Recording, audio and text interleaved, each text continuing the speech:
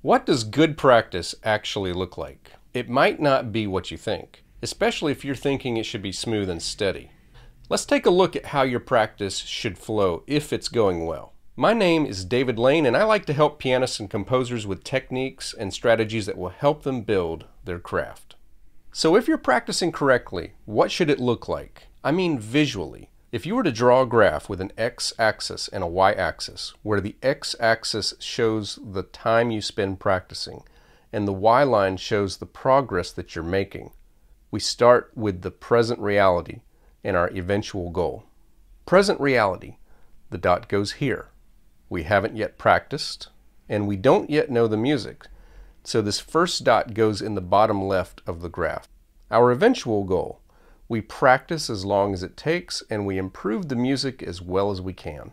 Now, I don't think musically learning actually has a finish line, but let's call this the point of satisfaction. And that dot goes here at the upper right point of the graph. Now, how do we connect the dots?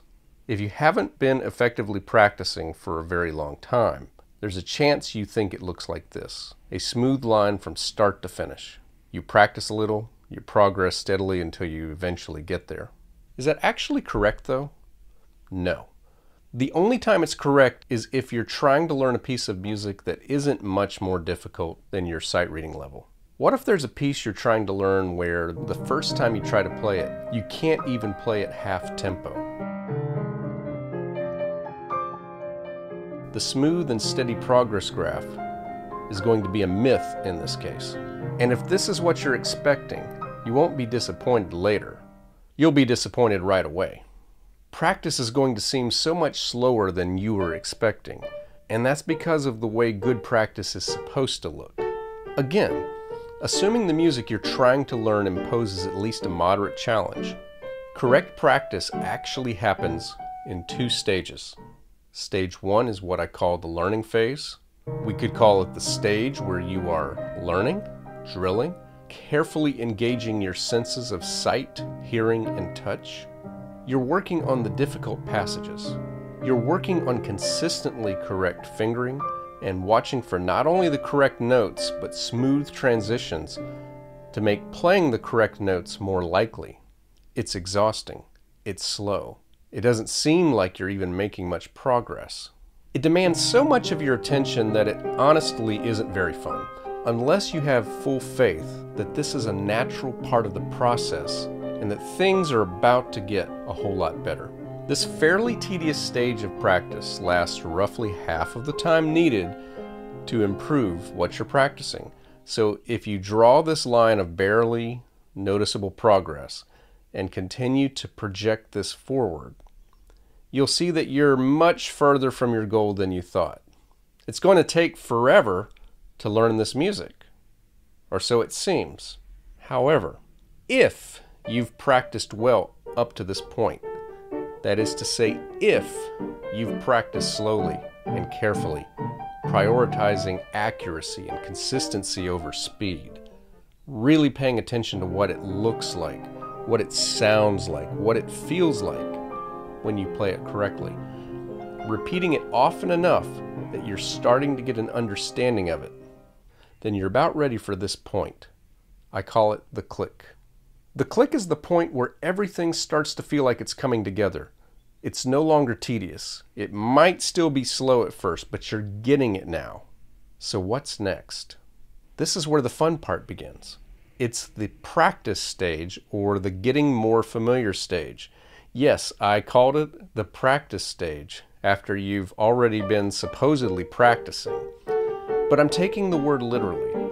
Practice is related to the word practical, which means using what you know. When you start learning a new piece of music, guess what? You don't actually know it yet. So the first stage is a learning stage, not a practice stage. Now, once you're getting it, you begin the practice portion. And if you always thought as a young musician that practice is tedious, well, true practice is actually the fun part. I have a podcast called The Musician Toolkit, which gets shared every Monday to this channel.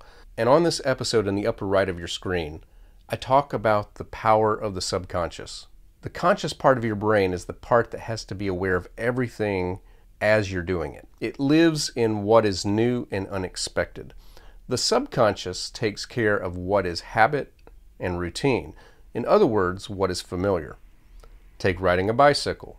When you're learning, you're trying not to fall off the bike. You want to get the pedals moving and you want to keep your balance. After a while, you don't think about anything but just getting on the bike and going.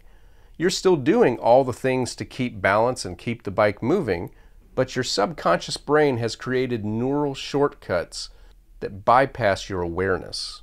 The things we do with our subconscious, like walking, like riding a bike, like driving a car, and like playing a piece of music with which we are already familiar, these things always look and feel easy. So the second half of what correct practice looks like, this is where the subconscious is beginning to take over. You're familiar enough that all we need now is mindful repetition, exercise, allowing the tempo to increase, and then practice just takes off.